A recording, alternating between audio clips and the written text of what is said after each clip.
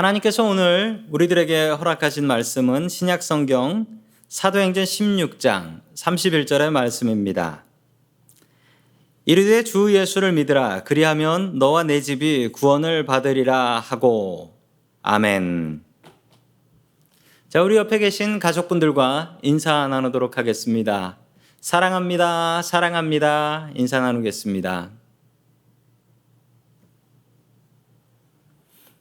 어느 목사님의 이야기입니다. 목사님께서 아들하고 같이 TV에 있는 일기예보를 보고 계셨다라고 합니다. 일기예보에는 태풍이 올라온다라는 소식이 있었습니다. 그 소식을 보면서 아들이 한숨을 푹 쉬더래요. 그러면서 태풍이 부럽다라고 얘기하더랍니다. 아버지 목사님이 이상해서 야, 태풍이 뭐가 부럽냐? 그 태풍에 강한 힘이 부러운 거냐? 그랬더니 아들이 아니라고 합니다. 그럼 도대체 태풍이 뭐가 부럽냐? 태풍의 진로가 부러워요. 아니, 태풍의 진로가 뭐가 부러운데? 아들이 이야기합니다. 저는 이제 대학 졸업하는데 어디 가서 뭘 해야 될지 모르겠습니다. 그런데 저 태풍은 정해진 진로라도 있잖아요. 저는 태풍이 부러워요. 그 얘기를 듣고 아버지가 마음이 아프셨어요. 그래서 아버지가 이렇게 얘기하셨습니다. 그래, 태풍은 정해진 진로가 있어서 그 길로 간단다. 그렇지만 태풍은 자기 진로를 몰라. 하나님께서 정하시지. 우리의 인생도 마찬가지란다. 우리도 우리의 진로를 몰라. 그러나 하나님께서는 이미 알고 정하셨단다. 그래서 우리는 기도하면서 살아야 되지. 우리가 가는 길을 우리는 모릅니다. 우리는 이 코로나라는 상황을 계산하고 계획하지 않았습니다. 무슨 일이 벌어날지 알지 못합니다. 그래서 우리가 해야 되는 일은 기도해야 되는 것입니다. 오늘 이 말씀을 통하여 이렇게 급박한 상황 속에서 우리는 더욱더 주님을 바라보며 기도할 수 있기를 주의 이름으로 간절히 축원합니다. 아멘. 첫 번째, 하나님께서 우리들에게 주시는 말씀은 계획은 내 자유, 응답은 하나님 자유라는 말씀입니다. 계획하는 건 내 자유고 응답하시는 것은 하나님의 자유다라는 말씀입니다. 성도 여러분은 운전할 때 어떻게 운전을 하고 계십니까? 출발하기 전에 어느 길로 갈지 어디로 갈지 생각하시고 가십니까? 아니면 일단 운전을 하면서 생각을 하십니까? 저는 요즘은 내비게이션을 켜놓고 다니지만 예전에는요, 운전을 할 때는 어느 길로 갈지 언제 가면 다리가 안 막히는지 생각하고 계획하고 그렇게 운전을 했었습니다. 예상외로 저는 조금 계획적입니다. 계획을 세운다고 해서 계획대로 되는 것은 아닙니다. 길을 나갔는데 예상치도 않았던 교통사고 때문에 길이 막히기도 하지요. 그렇지만 저는 계획 세우는 게 참 좋습니다. 어렸을 때부터 계획 세우는 게 너무 좋았어요. 왜냐하면 계획은 제 자유니까요. 세상이 계획대로 되지 않지만 계획을 짜고 있는 그 순간은 저는 참 행복했습니다. 오늘 성경 말씀에 나오는 사도 바울도 참 계획적인 분이었습니다. 이분은 생각도 많은 분이었고요. 대부분의 것들을 계획하고 그 계획대로 움직이는 사람들이었습니다. 사람의 계획은 하지만 그 계획대로 되지는 않습니다. 그래도 우리는 계획을 세워야지요. 우리는 먼저 계획을 세워야 됩니다. 그리고 하나님의 인도하심에 순종할 수 있어야 합니다. 어떤 분들은 계획도 세우지 않고 기도만 하시는 분들 계십니다. 잘못된 일입니다.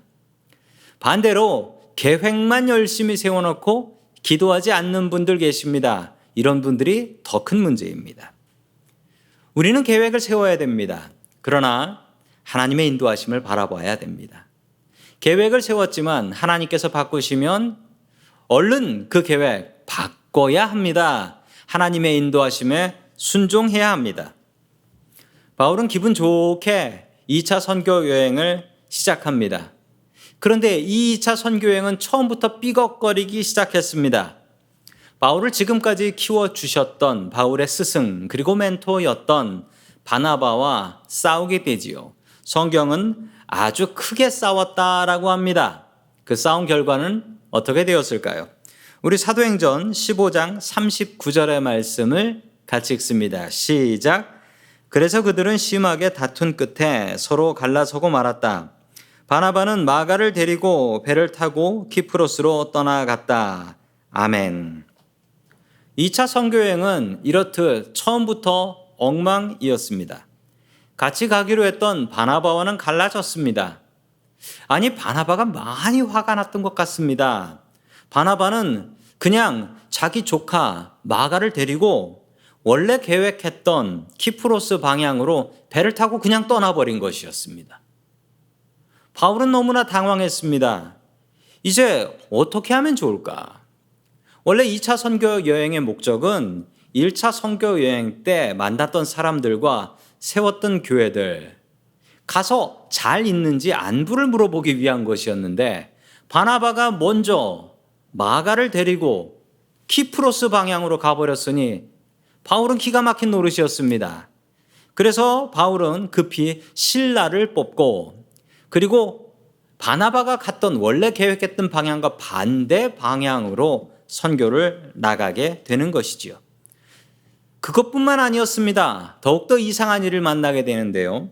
사도행전 16장 6절과 7절의 말씀을 같이 봅니다. 시작. 아시아에서 말씀을 전하는 것을 성령이 막으심으로 그들은 부르기와와 갈라디아 지방을 거쳐 가서 무시아 가까이 이르러 비두니아로 들어가려고 하였으나 예수의 영이 그것을 허락하지 않으셨다. 아멘. 바울은 아시아, 특히 터키 지방만 돌려고 했습니다. 왜냐하면 그곳이 1차 선교행을 갔던 곳이기 때문이었습니다. 그런데 길이 막혔습니다. 이 길이 막힌 것을 바울은 예수의 영이 가는 것을 허락지 않았다라고 설명하고 있습니다. 처음에는 바나바와 가는 것이 갈라지더니 바나바와 싸워가지고 벌 받았나? 왜 이렇게 길이 막히지? 계속해서 전도하는 길마다 막히게 된 것입니다. 길이 막히면 우리가 해야 될 일이 있습니다. 길이 막히면 기도해야 합니다. 길을 선택해야 될 때가 있습니다. 길을 선택해야 할 때는 역시 기도해야 됩니다. 하나님께서 우리의 길을 막으실 때가 있습니다. 그리고 길을 선택해야 할 때가 있습니다. 그때는 하나님께서 우리에게 뭔가 말씀하고 싶으신 것입니다. 길이 막힐 때는 두 가지를 택할 수 있습니다. 다른 길로 돌아가든지 아니면 그 자리에서 그 길이 열릴 때까지 기다리든지. 둘 중에 하나지만 두 길은 너무나 다릅니다. 어떤 길을 선택해야 될까요? 알 수가 없습니다. 그래서 우리는 기도하며 하나님의 도우심을 바라야 하는 것입니다. 우리 사도행전 16장 9절의 말씀을 같이 봅니다. 시작. 여기서 밤에 바울에게 환상이 나타났는데 마케도니아 사람 하나가 바울 앞에 서서 마케도니아로 건너와서 우리를 도와주십시오 하고 간청하였다. 아멘. 바울은 밤에 환상을 보았습니다. 유럽 사람인 마케도니아, 지금의 그리스지요. 유럽의 입구입니다. 바울의 환상 속에 나타났습니다. 그리고 유럽에 와서 복음을 전해달라라고 간청을 했습니다. 바울은 유럽을 생각해 보지도 않았고 유럽에 갈 계획도 없었습니다. 바울은 계획한 대로 움직이는 사람이었습니다. 그렇지만 바울은 자기의 계획을 던져버립니다. 그리고 하나님의 계획에 순종했습니다. 그 이유는 아무리 자기가 계획을 잘 짜도 하나님의 계획이 맞다라는 것을 알고 있었기 때문입니다. 우리는 끊임없이 계획을 세우고 끊임없이 어떤 일을 해야 할까 연구해야 합니다.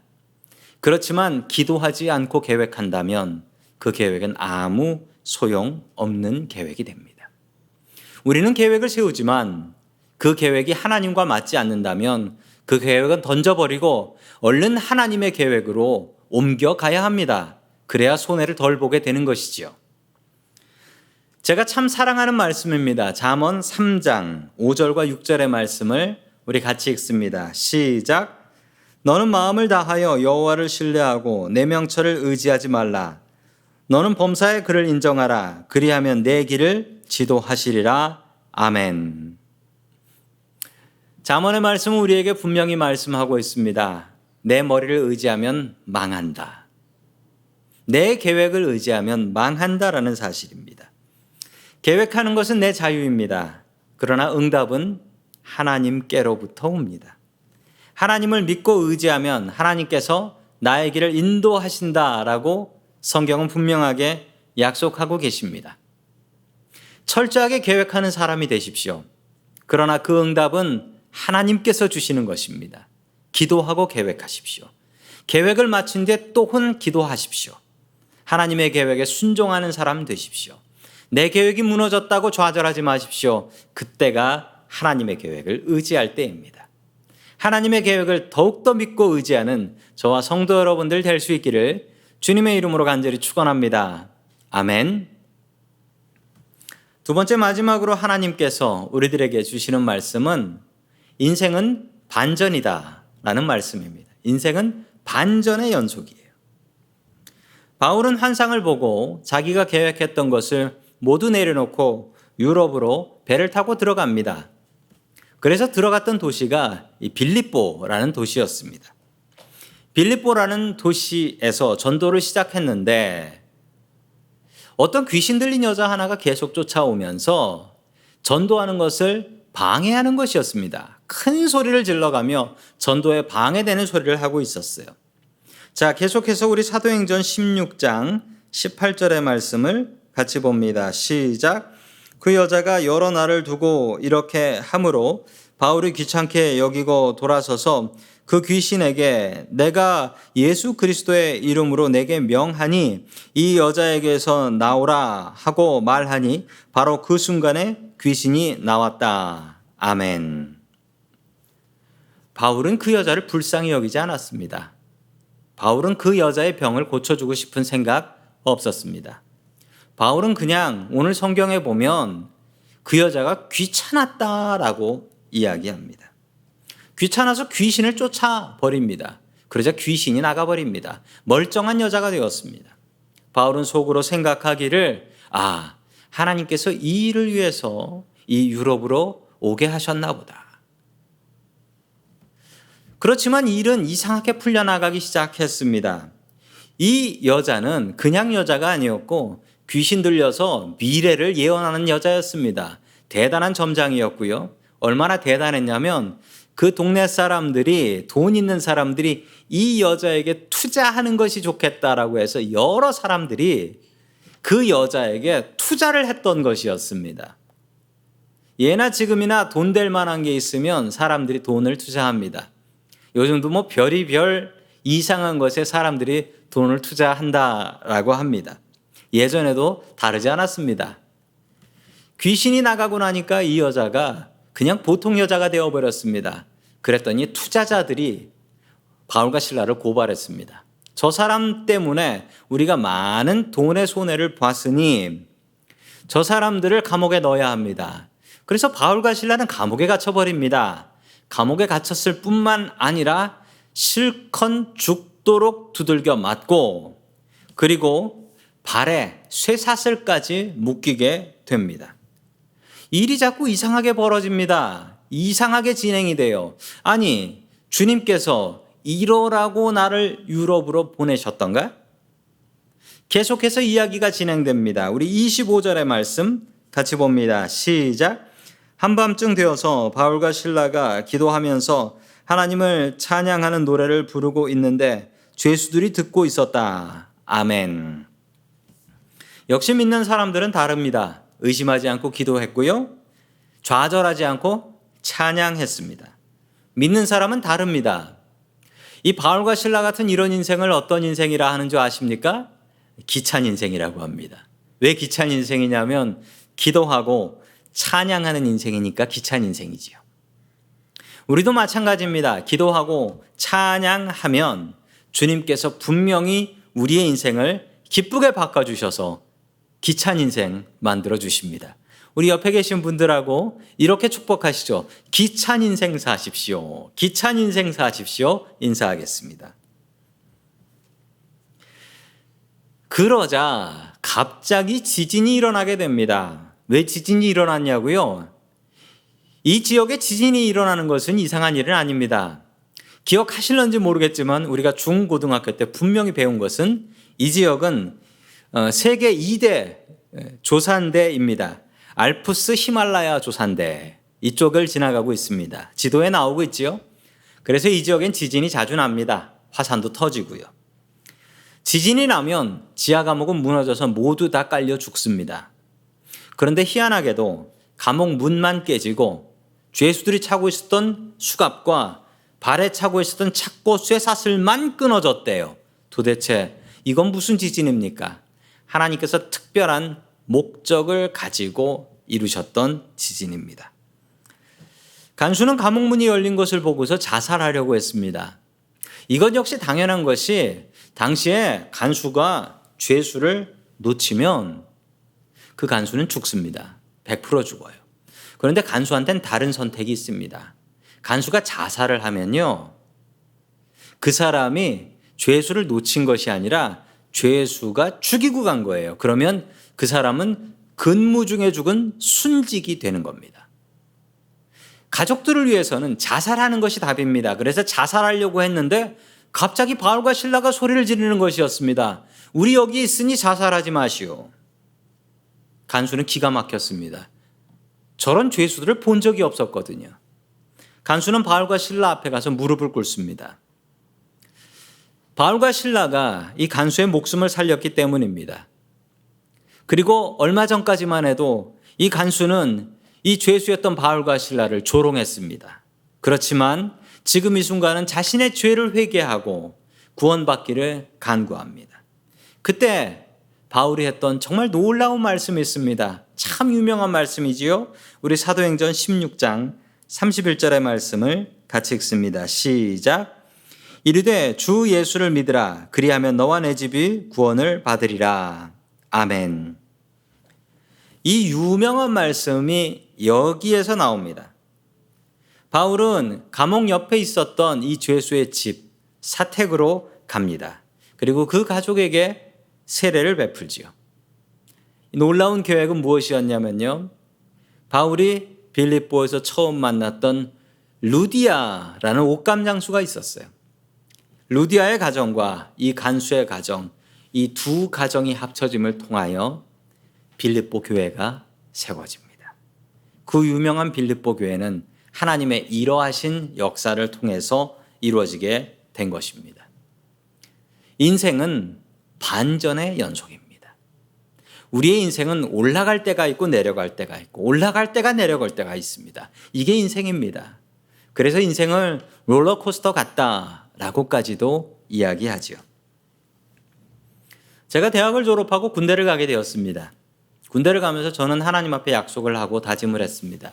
하나님, 제가 시작하는 처음 사회생활인데 저는 군대 가서 하나님만 의지하겠습니다. 아무리 훈련이 힘들어도 저는 비가 와도 바람이 불어도 수요일 그리고 주일은 무조건 교회에 갔습니다. 그런데 군대에서 치는 시험이 꼭 목요일과 월요일에 있었어요. 시험은 하나님께 맡겨드리고 저는 열심히 예배를 드렸습니다. 가서 열심히 기도하면 하나님께서 길을 열어주실 것이라고 저는 확신했고, 그리고 그 길은 서울로 향하는 길이었습니다. 서울로 가는 게 어려워요. 그래서 성적순으로 서울 근처로 가게 되는데 하나님, 서울 혹은 수도권으로 보내주십시오 라고 기도하며 열심히 예배를 드렸습니다. 남들 안 갈 때 한 번도 안 빼고 예배를 드렸습니다.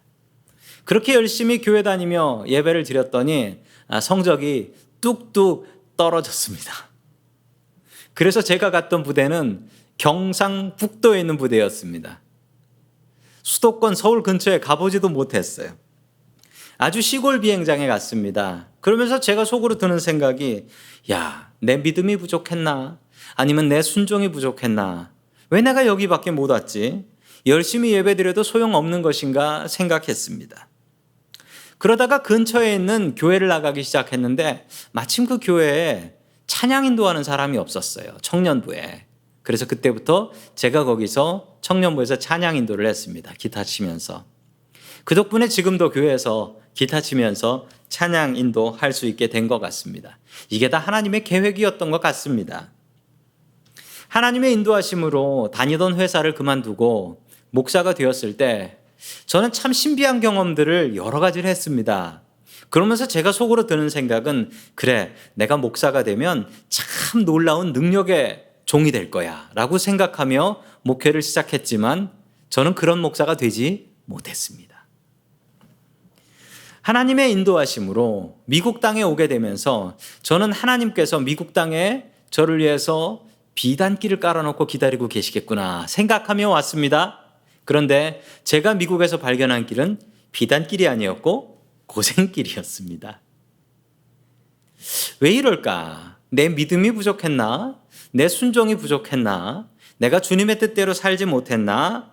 라고 생각하는 저에게 오늘 말씀은 큰 위로와 도전을 주었습니다. 목사의 길이 비단길 깔려있고 평탄해서 가는 길 아닙니다. 제가 미국 온 것도 하나님께서 저에게 비단길 깔려있고 그리고 앞으로 형통한 길만 있기 때문에 그거 믿고 온 것 아닙니다. 생각해 보니 주님께서 인도하셨던 길은 하나님께서 계신 길, 하나님께서 나와 함께 가시는 길이지 그 길이 평탄한 길은 아니었다라는 사실입니다. 성도 여러분, 인생은 반전의 연속입니다. 좋을 때가 있다가요, 나쁠 때가 있고요, 좋을 때가 있다가 나쁠 때가 있습니다. 인생은 이게 계속 반복되는 것이 우리의 인생이라는 사실입니다. 사도 바울도 그랬습니다. 오늘 말씀 보십시오. 와서 귀신 쫓을 때는 이러려고 내가 여기 왔구나. 그러다가 두들겨 맞고 감옥 갔을 때는 내가 이러려고 여기를 왔나? 다시 또 간수를 전도했을 때는 내가 이러려고 여기 왔구나. 인생은 반전의 연속입니다. 계속 올라가고 내려가고 올라가고 내려가고. 그런데요, 이 인생의 흔들림 속에 안 흔들리고 사는 방법이 있습니다. 시골길에 버스 한 대가 가고 있습니다. 포장이 안 된 시골길이었기 때문에 포장이 안 된 그 길을 차가 달릴 때마다 차가 출렁거립니다. 서서 버스에 탄 사람들은 어쩔 수 없이 흔들리지 않기 위해서 무엇인가 붙잡습니다. 옆에 있는 자기 친구의 손을 잡은 사람이 있습니다. 어떨까요? 친구 흔들릴 때 자기는 더 많이 흔들립니다. 어떤 사람은 버스에 있는 든든한 기둥을 붙잡았습니다. 그 사람도 흔들립니다. 그렇지만 자기 친구 잡은 사람보다는 덜 흔들립니다. 버스 안에 있는 모든 것이 다 흔들립니다. 그렇지만 덜 흔들린 사람이 있고 더 많이 흔들린 사람이 있습니다. 그 차이는 무엇인가요? 든든한 걸 붙잡는 것입니다. 세상은 흔들리고 사람들은 변합니다. 그래서 흔들리지 않는 하나님을 우리는 붙잡고 살아야 됩니다.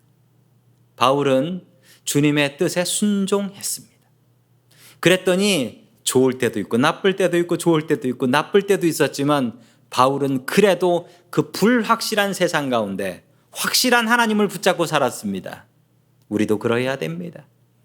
바울의 순종 덕분에 아시아에 있었던 복음은 유럽으로 가게 되었고 유럽으로 간 복음은 미국으로 들어가게 되었고 미국으로 들어간 복음은 다시 우리나라 대한민국으로 들어오게 되었던 것입니다.